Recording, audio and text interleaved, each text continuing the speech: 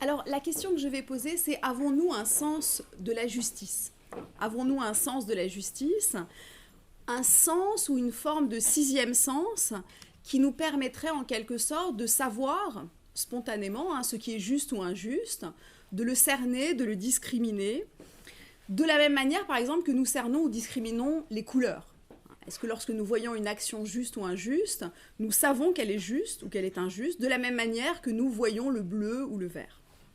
Alors c'est une question qui a l'air toute simple, mais en fait c'est une question philosophique ancienne qui conduit notamment à nous interroger sur la manière dont nous éprouvons l'injustice, dont nous la sentons, dont nous l'expérimentons. Alors on peut partir de quelques exemples. Qu'est-ce que vous sentez lorsque précisément vous êtes confronté à des punitions ou à des sanctions que vous jugez disproportionnées? Qu'est-ce que vous sentez lorsque vous savez, par exemple, que l'on lapide une femme adultère?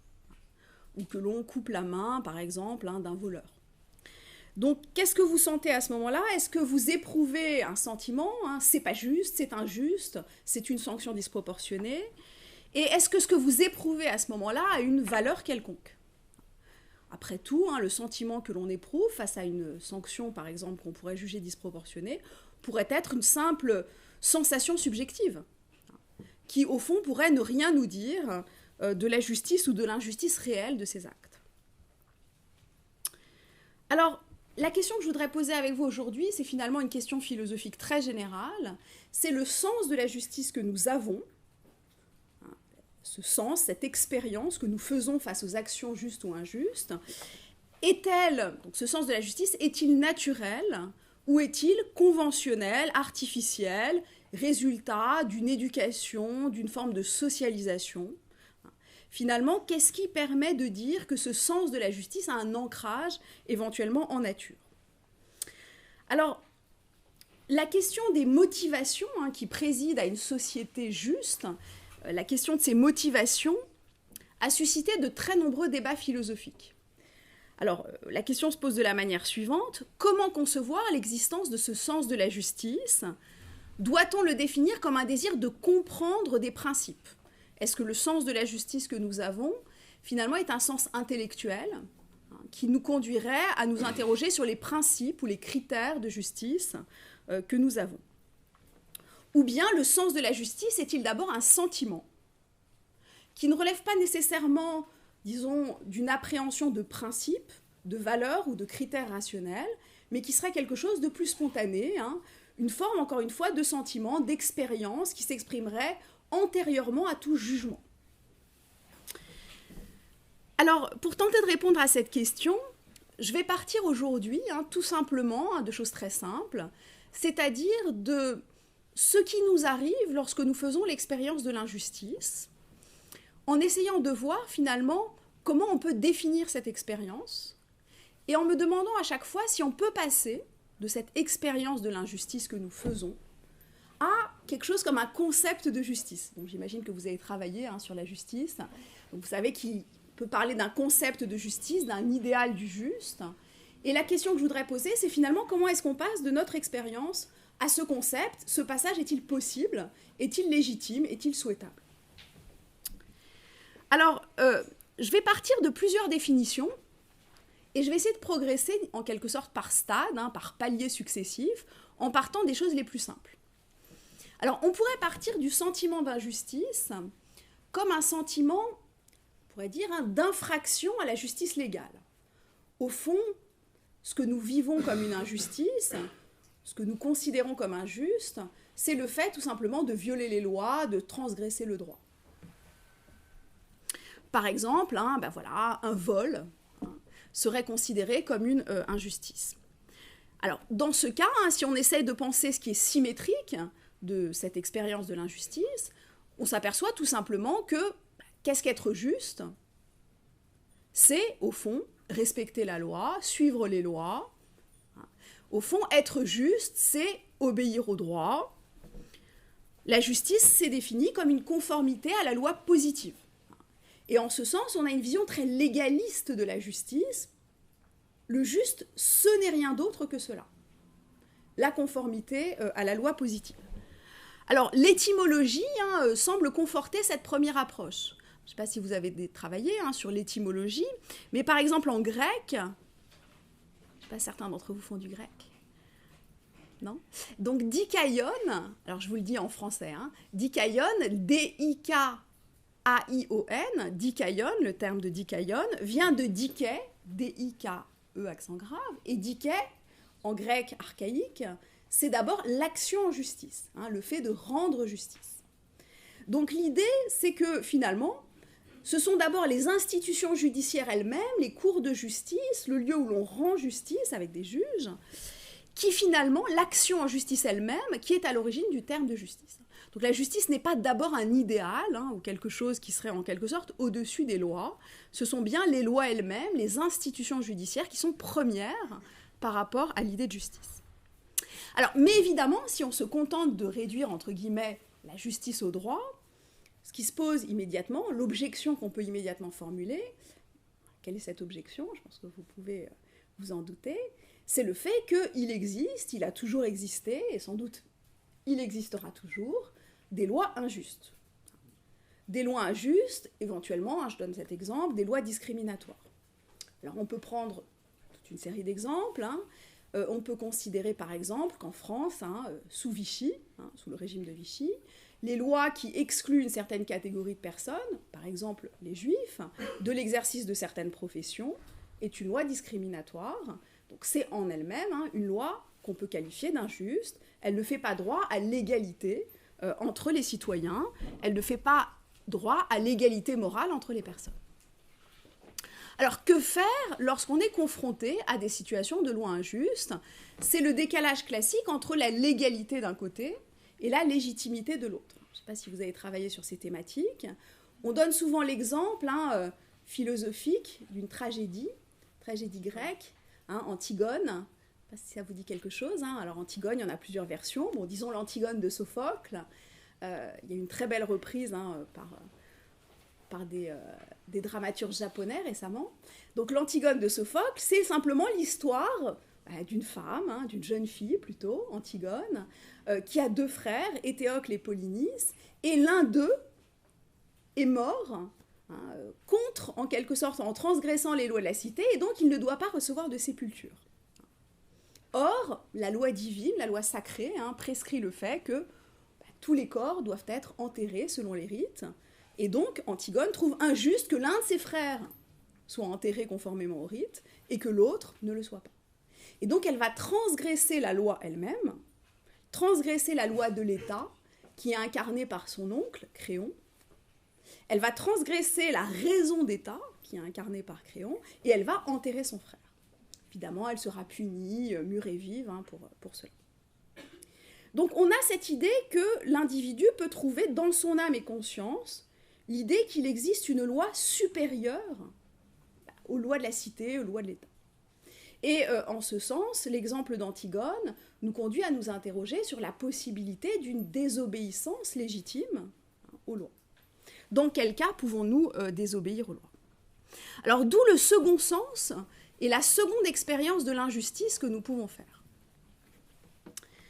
Cette fois-ci, finalement, lorsque nous éprouvons l'injustice, ce n'est plus face à une désobéissance ou une infraction des lois elles-mêmes, mais plutôt face à la violation de ce que nous considérons comme une règle morale légitime ou un idéal moral légitime. Alors, par exemple, je ne sais pas si vous pouvez penser à des exemples, qu'est-ce qui pourrait constituer la violation d'un idéal moral que nous jugerions ou que nous percevrions comme injuste ? Qu'est-ce qui pourrait susciter un sentiment d'injustice ?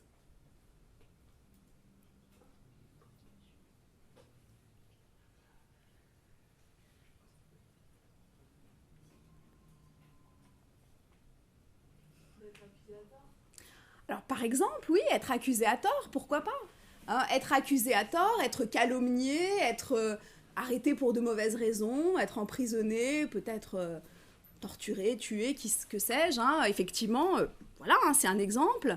Alors, en ce sens, dans l'exemple de l'accusation à tort, ça peut aussi correspondre au premier cas, c'est-à-dire à la violation de la loi elle-même. Mais prenons l'exemple plutôt de la violation de l'idéal moral.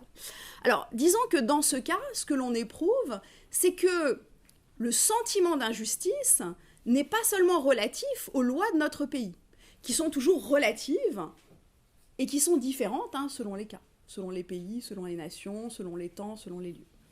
Il se peut que nous éprouvions un sentiment d'injustice qui s'adresse plutôt à un idéal du juste. Par exemple, je vais donner un exemple beaucoup plus trivial. Imaginez que vous avez à partager un gâteau entre plusieurs personnes et que certaines personnes reçoivent des parts beaucoup plus grosses que d'autres. Vous éprouverez un sentiment d'injustice. Pourtant, il n'y a aucune loi qui va prescrire qu'il faut une distribution égalitaire des parts.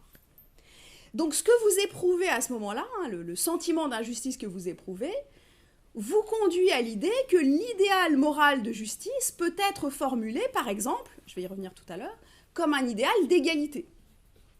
Égalité des parts, tout le monde doit recevoir la même chose. Tout le monde doit recevoir la même chose. Alors, de ce point de vue, on peut dire que nous éprouvons souvent ce sentiment d'indignation. Et il faut analyser ce sentiment d'indignation lorsque nous trouvons qu'une situation est injuste ou que nous avons nous-mêmes subi une injustice. Alors, le problème dans ce cas de figure, c'est que nous ne savons pas forcément définir ce qu'est le juste. Et il existe des divergences fondamentales, on pourrait dire, des litiges, des querelles, des désaccords profonds même, sur la manière dont nous pourrions définir la justice. Alors, si nous considérons la justice comme un absolu, si nous la considérons comme un idéal, en soi, au-dessus des lois, quelque chose qui n'est pas seulement conventionnel ou artificiel, alors comment pourrions-nous nous mettre tous d'accord sur ce qu'elle est? Est-ce que nous le pouvons? Ou est-ce que nous devons renoncer à l'idée, finalement, d'un idéal commun, qu'on pourrait dire universel? Est-ce que nous sommes voués à, en quelque sorte, avoir des sentiments relatifs à un lieu, à un temps particulier? Alors, je vais laisser cette question de côté, on va la retrouver dans un instant. La troisième possibilité que je voudrais évoquer avec vous, donc après l'expérience de l'injustice du point de vue de la violation de la loi, l'expérience de l'injustice par violation d'un idéal moral, troisièmement, le fait que l'injustice peut s'exprimer dans la partialité.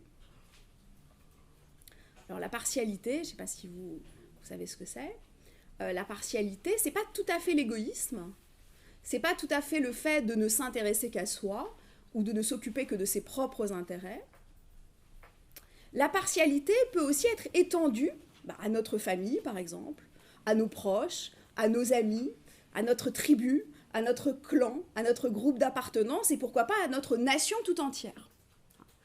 Nous sommes partiaux lorsque nous favorisons certains et que nous défavorisons d'autres, non pas sur des critères objectifs, rationnels, adéquats, mais pour des raisons de conviction, pour des raisons d'amitié, pour des raisons de haine, pour des raisons donc soit qui relèvent de la conviction, soit qui relèvent de la passion. Alors, de ce point de vue, il y a de forts sentiments d'injustice qui peuvent apparaître lorsque l'on voit la partialité s'exprimer.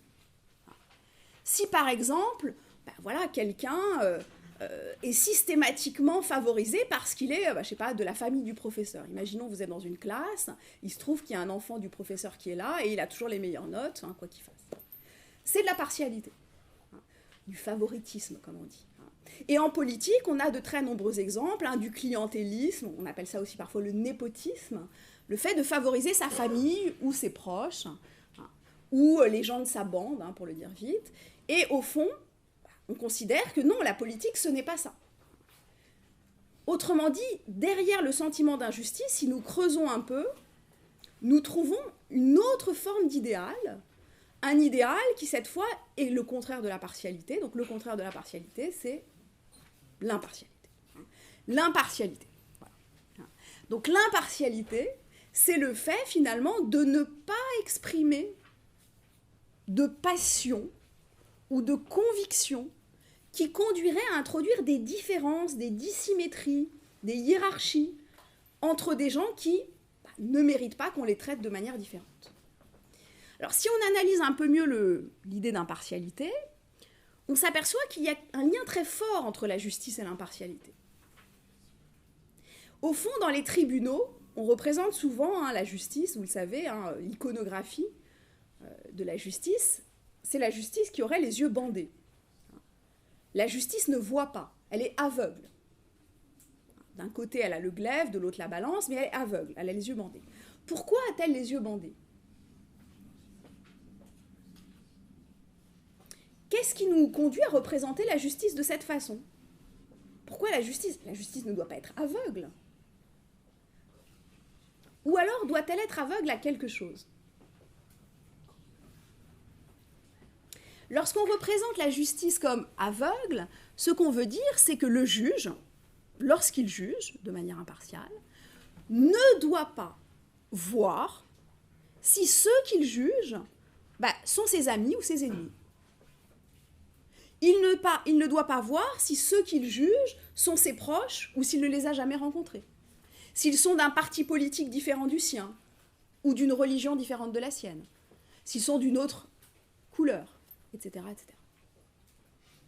Autrement dit, l'idéal d'impartialité, qui est constitutif de l'idée de justice, suppose que l'on soit volontairement ignorant à l'égard de certaines caractéristiques qui accompagnent l'individualité.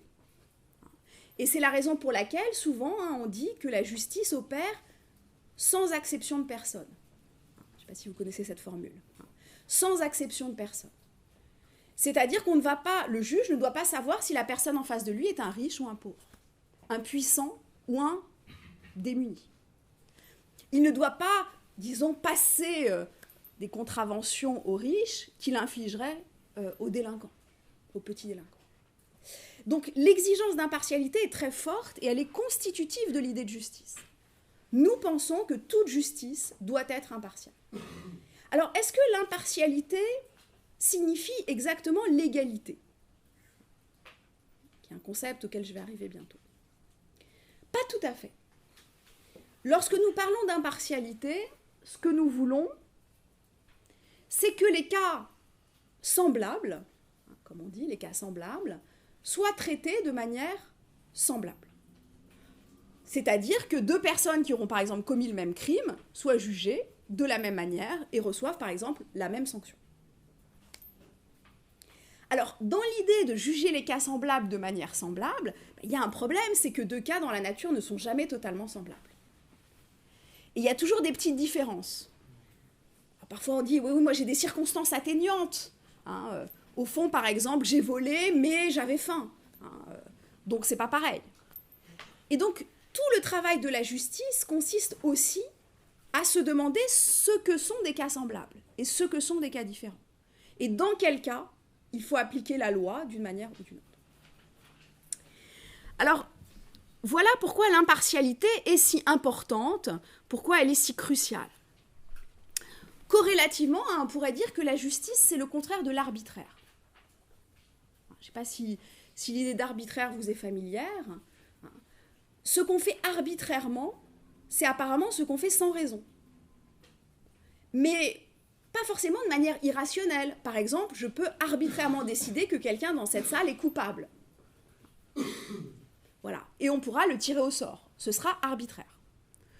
Parfois, certains considéraient que la procédure d'entrée à l'université, qui vient d'être abolie, qui s'appelait APB, vous en avez peut-être entendu parler, APB, qui procédait récemment par tirage au sort, pour savoir qui pourrait intégrer certaines formations dont les capacités d'accueil étaient limitées, était arbitraire. Pourquoi ? Parce qu'elle ne regarde pas, finalement, quelles sont vos compétences, quels sont vos mérites, quels sont vos talents. Elle ne vous regarde pas selon des critères adaptés, mais elle vous choisit par tirage au sort, par hasard. C'est le hasard qui décide. Cela paraît arbitraire, dénué de raison. La justice est le contraire de l'arbitraire de manière fondamentale. Elle l'est aussi au niveau de la théorie de l'État.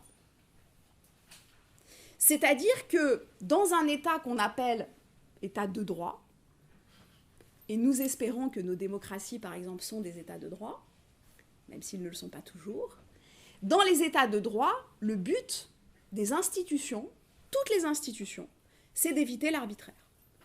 Par exemple, d'éviter que les gens soient arbitrairement arrêtés alors qu'ils n'ont pas commis de crime. D'où le respect de la présomption d'innocence, d'où le fait que les jugements ensuite supposent le contradictoire, la défense par un avocat, etc. Alors quel est le problème néanmoins, et là encore je procède par objection successive, quel est le problème avec l'idée de la justice comme impartialité? Est-ce que la justice peut pour autant se réduire à l'impartialité? Est-ce qu'il n'y a pas plus dans l'idée de justice que dans l'idée d'impartialité? Alors, en réalité, on pourrait dire que l'impartialité, déjà, c'est un concept très intéressant, très sophistiqué, mais néanmoins, il manque de quelque chose. Il est insatisfaisant pour certaines raisons. Et ce qu'il y a d'insatisfaisant dans l'impartialité, c'est qu'on peut très bien appliquer impartialement une règle injuste. On peut très bien appliquer impartialement une règle, par exemple, discriminatoire. Donc on peut décider, par exemple, comme règle, que aucun enfant roux ou aucun élève roux n'aura le droit d'aller au lycée. Ça, c'est une règle. Et on peut appliquer cette règle impartialement, c'est-à-dire qu'en effet, seuls les roux seront exclus du lycée. Est-ce que pour autant, cette règle est juste? Voilà. Donc, il y a quelque chose dans l'impartialité qui est insuffisant, qui ne suffit pas. Autrement dit, l'impartialité, c'est un concept adjacent qui est associé à la justice, mais qui ne la définit pas. On peut dire la même chose à propos de l'État nazi, par exemple.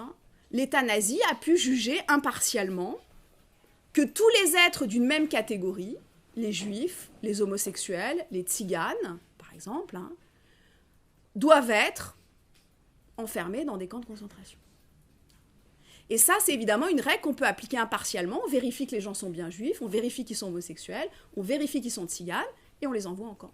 Voilà. Donc ça, ce n'est pas évidemment suffisant pour définir la justice. Donc j'en viens à un quatrième sens, ou à une quatrième définition possible, qui est associée à un sentiment d'injustice. On peut considérer que l'injustice est liée à la trahison, à la déloyauté, ou encore à la rupture de sa promesse, au fait de ne pas tenir parole, au fait de ne pas respecter ses engagements. On éprouve souvent des sentiments d'injustice face à des gens qui nous trahissent. Parfois, c'est le sentiment d'injustice le plus violent qu'on peut éprouver, lorsque des proches nous trahissent. Et en ce sens, on peut avoir l'impression qu'il y a un lien constitutif entre la justice et le fait de tenir ses engagements, le fait de respecter ses promesses. Et alors, il y a un certain nombre de philosophes qui ont essayé de creuser cette idée selon laquelle, finalement, on peut considérer qu'être juste, c'est tenir parole, respecter ses promesses, et aussi ne pas violer ses contrats. Il y a un lien très, très proche entre la justice et l'idée de contrat. Alors, d'abord, le contrat entre deux individus.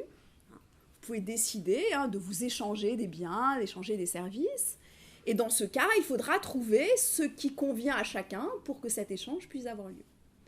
Mais il y a aussi l'idée d'un contrat qui pourrait être à l'origine de l'État. Je ne sais pas si vous avez travaillé là-dessus. L'idée d'un contrat social. C'est-à-dire l'idée que l'État repose fondamentalement sur l'idée que si vous acceptez d'obéir aux lois de l'État, c'est parce que vous avez promis, parce que vous avez consenti. Dans les deux cas, au fond, il y a quelque chose de commun. Être juste, c'est respecter le contrat. Et on vous dit parfois, peut-être, je ne sais pas si on vous dit ça parfois, voilà, vous faites ça, vous n'avez pas respecté le contrat. Il y avait un contrat, parfois il est implicite, parfois il est explicite, mais parfois, voilà, vous transgressez les règles du contrat. Et en ce sens, alors je pourrais vous donner des exemples. Par exemple, il y a un philosophe, Hume, je ne sais pas si vous avez travaillé dessus, au XVIIIe siècle, qui a vraiment réfléchi de manière très approfondie sur la manière dont la justice était liée à la promesse et à la manière dont les individus passent entre eux des conventions plus ou moins implicites. Alors ce qui est intéressant chez Hume, c'est un ouvrage qui s'appelle « Le traité de la nature humaine » en 1735, paru en 1735, c'est que Hume, justement, distingue la promesse et le contrat. Il considère que ce n'est pas tout à fait la même chose. Au départ, entre des individus qui voudraient agir collectivement, qui voudraient agir ensemble, ce qu'il y a au fond, c'est toujours une promesse implicite. Par exemple, imaginez des rameurs qui seraient dans un bateau. Eh bien, ils n'ont pas besoin de dire « toi, tu vas ramer comme ça, et moi, ensuite, je ramerai comme ça, et nous allons coordonner notre action, et nous avancerons. » Au fond, la coordination se fait toute seule de manière implicite. Et Hume nous dit que la justice fonctionne de cette manière. Au départ, les individus se mettent d'accord de manière plus ou moins implicite, sans forcément avoir besoin de formaliser des contrats, sans forcément avoir besoin de se donner des lois, mais simplement par des sortes d'engagements tacites dans des actions. Mais alors imaginons que nous ayons par exemple, c'est l'exemple que prend Hume, à drainer une prairie. Ça ne doit pas vous arriver tous les jours. Alors prenons un autre exemple. Vous avez besoin, disons, voilà, vous avez un gazon à tondre et vous devez le tondre ensemble. Chacun à tour de rôle. Chaque jour, quelqu'un va tondre le gazon. Et puis un jour vient et celui qui devait tondre le gazon, lui, ne le tond pas. Il se dit, bon, ça va pas se voir, deux ou trois feuilles, 2-3 grains d'herbe qui vont pousser un peu plus que les autres, personne ne le verra, et demain, celui qui viendra tondre, tondra à ma place. Alors, cette manière de s'excepter de l'action collective, de ne pas faire partie de l'action collective alors qu'on l'avait implicitement promis, c'est ça pour Hume qui constitue la première marque de l'injustice. Donc au fond, être injuste, c'est pas seulement respecter les lois, c'est pas seulement respecter les contrats, c'est respecter cette promesse que nous nous adressons mutuellement lorsque nous agissons ensemble. Et voilà, c'est quelque chose de très répandu, finalement, cette attitude que nous pouvons avoir de, comme on dit, tirer au flanc. Je ne sais pas si vous utilisez cette expression. À l'époque, on disait beaucoup être un passager clandestin. On agit comme si on était un passager clandestin de l'action collective. On agit finalement, en anglais, on dit free rider, c'est quelqu'un qui, par exemple, qui prendrait les transports en commun sans payer son ticket. Donc on agit comme ça en espérant de ne pas se faire attraper, en se disant, bon, l'action pourra quand même avoir lieu, même sans moi. Ça, c'est la marque de l'injustice la plus ordinaire, c'est celle qui nous affecte tous, celle qui nous menace tous, même quand nous ne sommes pas des grands criminels. Et donc, il y a de ce point de vue un lien constitutif entre l'idée de justice et le fait de tenir ses promesses, même implicites, à l'égard des gens avec qui nous nous engageons dans une action commune. Et en un sens, c'est la manière la plus simple peut-être, c'est pas évident comme idée, mais c'est la plus intuitive, la plus non institutionnelle de comprendre ce qu'est l'injustice et ce qu'est la justice, respecter ses promesses, respecter ses engagements, même lorsqu'ils ne sont pas formalisés, en quelque sorte par écrit, même si on n'a pas signé le contrat. Alors, là encore, néanmoins, il peut y avoir une petite difficulté avec cette idée. Parce qu'au fond, de même que dans les cas précédents, on pourrait dire qu'il y a des mauvaises promesses. Qu'il y a des promesses qui conduisent à des injustices. Et des exemples très classiques. Imaginons, il y a beaucoup de films noirs qui commencent comme ça. Il y a des gangsters qui se retrouvent et qui vont faire un casse. Et ils se promettent mutuellement de se partager le butin selon une certaine répartition. Et donc ils disent, on est 3, ça sera un tiers, un tiers, un tiers. Et donc ils se promettent en effet cette répartition qui est le fruit de leur action commune. On peut se dire que même s'ils tiennent leurs promesses, et tous les films noirs nous montrent qu'en fait ils ne la tiendront pas, il y aura toujours des rebondissements parce qu'il y en a toujours un qui va vouloir récupérer la totalité de la mise, mais imaginons même qu'ils tiennent leurs promesses, dans ce cas on ne pourra pas dire que leur action commune ait été juste. En tout cas, pas au sens où on l'a vu au début, c'est-à-dire pas au sens où elle respecterait les lois, pas non plus au sens où elle respecterait la propriété, etc. Donc, je voudrais vous proposer une 5e et dernière possibilité pour essayer de comprendre ce qu'est la justice à partir du sentiment qu'on peut avoir d'injustice. Alors, ça rejoindra un exemple que j'ai pris tout à l'heure. On peut éprouver un sentiment d'injustice, et on l'éprouve très souvent, face à l'existence de certaines inégalités. Alors, ces inégalités peuvent être d'ordre très différent. Ça peut être des inégalités de richesse, Et on peut être choqué, par exemple, que 1% de la population mondiale possède davantage que la moitié de la population, entre guillemets, qui justement est en dessous, qui ne possède pas de richesse.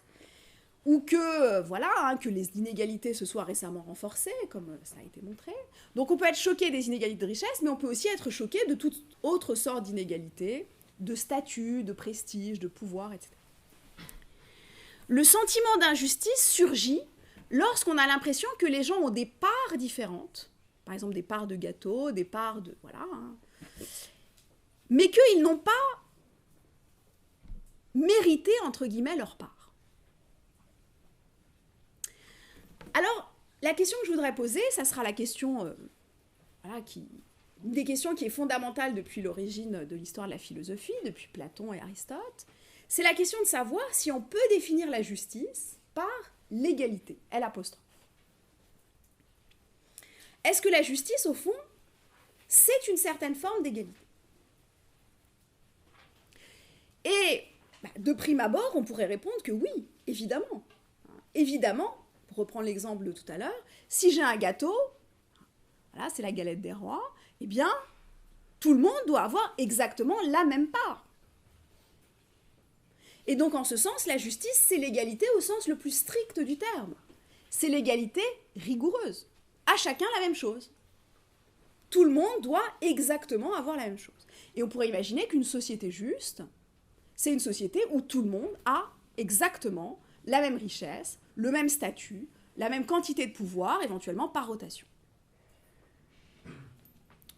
On en est très loin. Mais on peut aussi se demander si cette idée d'égalité stricte, rigoureuse, est vraiment ce qui constitue la justice. Est-ce que, pour reprendre l'exemple du gâteau, est-ce que ce ne serait pas mieux, au fond, que certains aient de plus grosses parts que d'autres? Est-ce qu'il n'y a pas des cas de figure, en tout cas, où on peut considérer que certains ont de plus importants besoins? Est-ce que vous trouvez qu'il faut donner la même part, par exemple, je sais pas, à un athlète qui a passé sa journée à courir, à sauter, etc. Et puis, par exemple, je sais pas, un professeur d'université comme moi, qui restait assise toute la journée à son bureau, qui a pas beaucoup, qui s'est pas beaucoup dépensé. Bon, le cerveau consomme, certes, mais voilà. Est-ce que vous pensez qu'il faut donner la même part à un enfant, à un adulte, à un homme, à une femme, etc., etc. Est-ce que c'est l'égalité stricte qui est finalement la meilleure des choses? Ou est-ce qu'il ne faut pas plutôt prendre en compte, autre hypothèse, est-ce qu'il ne faut pas plutôt prendre en compte les différences? Les différences entre les individus, peut-être entre les catégories, etc. Alors, pour vous donner quelques exemples de ces différences qui pourraient être pertinentes, parce qu'il y en a qui ne sont pas pertinentes, on pourrait prendre l'exemple de la distribution des pouvoirs dans un État. Qu'est-ce qu'une juste répartition des pouvoirs? Est-ce que tout le monde doit avoir le même pouvoir dans l'État? Ou est-ce qu'il faut prendre en compte des différences individuelles? Par exemple, certains seraient plus compétents pour gouverner. Certains en seraient bien incapables. Donc, qu'est-ce qui est juste? Est-ce que c'est de donner le pouvoir également à chacun? Ou est-ce que c'est de le distribuer, entre guillemets, équitablement en fonction de nos compétences? De la même manière, prenons une entreprise privée, tout le monde travaille. Est-ce qu'il est juste que tout le monde ait le même salaire, la même rémunération? Ou est-ce qu'il faut prendre en compte des critères extérieurs, par exemple? Qu'est-ce qu'on pourrait prendre en compte comme critères?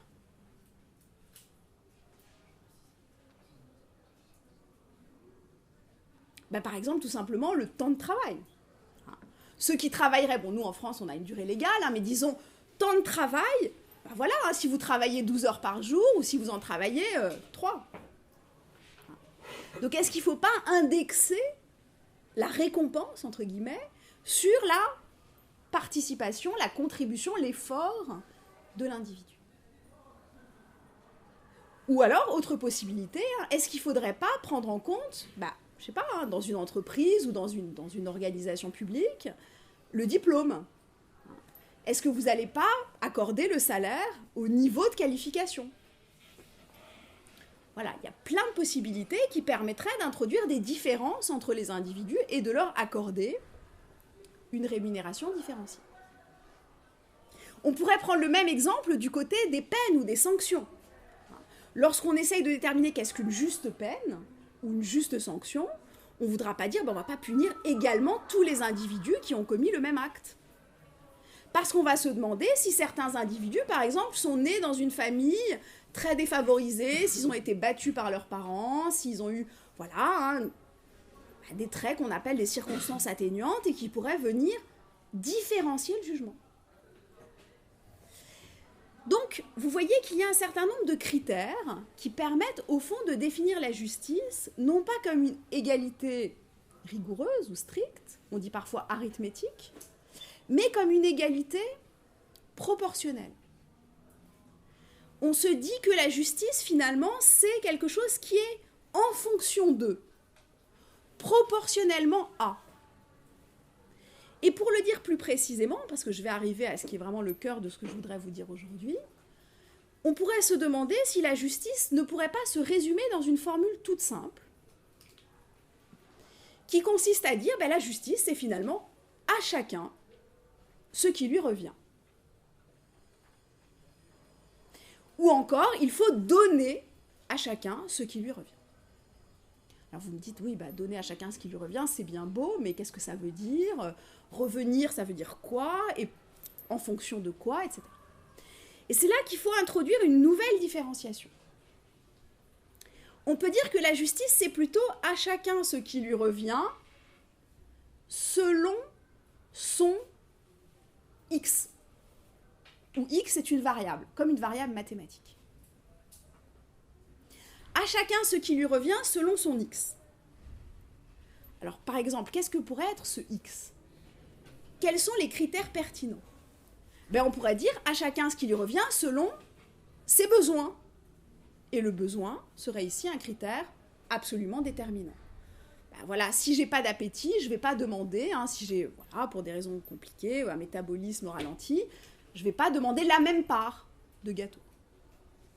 Donc la justice revient à attribuer les richesses, etc., selon les besoins. Alors la question du besoin est très importante, mais elle est difficile aussi. Parce qu'on peut dire le concept de besoin, est-ce qu'il n'est pas relatif aussi aux sociétés ? On a tous besoin d'un téléphone portable dans nos sociétés.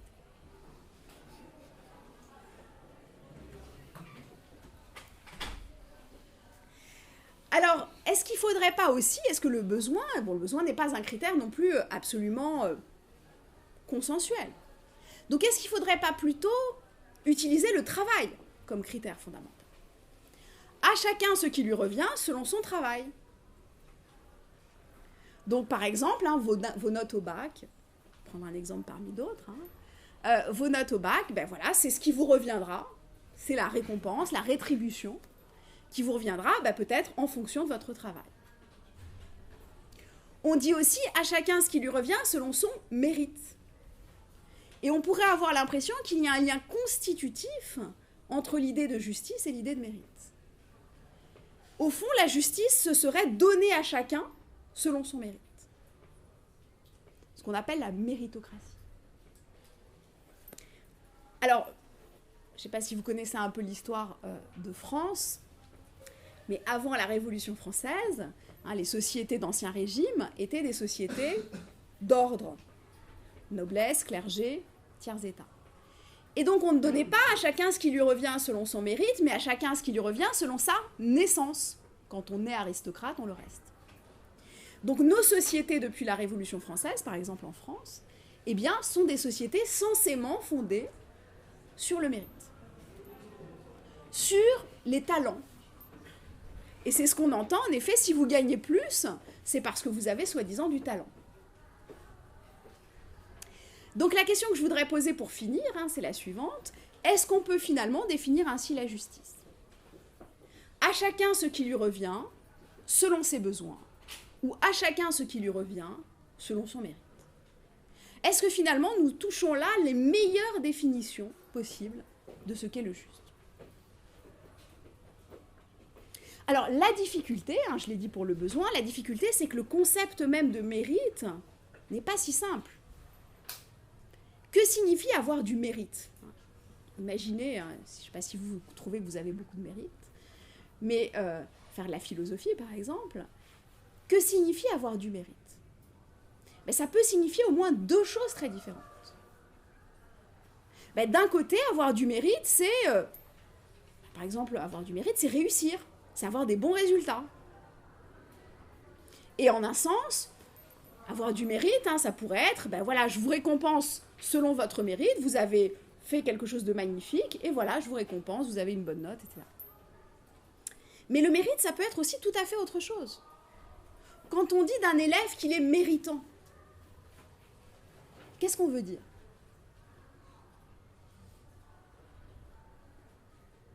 Qu'est-ce que ça signifie, être méritant? Fait des efforts. Voilà, exactement. Faire des efforts. Devoir travailler peut-être plus que les autres pour arriver au même résultat. Et donc, en ce sens, le mérite, ça n'est pas un absolu. C'est la distance entre votre point de départ et le point d'arrivée. Tous les efforts que vous avez dû faire entre les deux. Et pour certains, il va falloir en faire plus que pour d'autres. Donc vous voyez que même donner à chacun ce qui lui revient en fonction de son mérite, ça peut être très compliqué, parce que définir le mérite, ça n'est pas facile. Et nos sociétés qui reposent beaucoup sur les examens, sur les concours, sur les diplômes, etc., voudraient récompenser le mérite. Mais en fait, évidemment, le mérite dépend aussi beaucoup de l'éducation. Le mérite dépend beaucoup de votre milieu social d'origine, votre milieu culturel d'origine. Donc le mérite, c'est pas quelque chose d'absolu, hein, que vous auriez du point de vue de votre liberté, hein, la liberté de votre volonté. Et donc pour finir, pour conclure ce petit parcours conceptuel, avant d'avoir vos questions, je voudrais simplement dire qu'au fond, hein, ce que j'essayais de montrer dans ces différentes définitions possibles, c'est que au fond, on ne peut jamais totalement se satisfaire de ce que nous dit notre sentiment d'injustice. Lorsque nous éprouvons de l'indignation, du ressentiment, ces passions qui sont très fortes, lorsque nous disons c'est pas juste, c'est très injuste, au fond, nous ne pouvons jamais totalement nous fier à ce sentiment. C'est un sentiment qui risque toujours d'être un peu évanescent et qui ne garantit en rien sa validité. En ce sens, pour revenir à ma question de départ, est-ce que le sens de la justice est inné ou acquis? Est-ce qu'il a une part conventionnelle, éducative? On est, à mon sens, mais c'est l'objet peut-être de notre discussion maintenant, on est tenté de dire quand même que dans le sentiment de justice et d'injustice, il y a une grande part qui tient effectivement à notre socialisation, aux normes sociales, aux normes politiques des sociétés au sein desquelles nous avons été éduqués.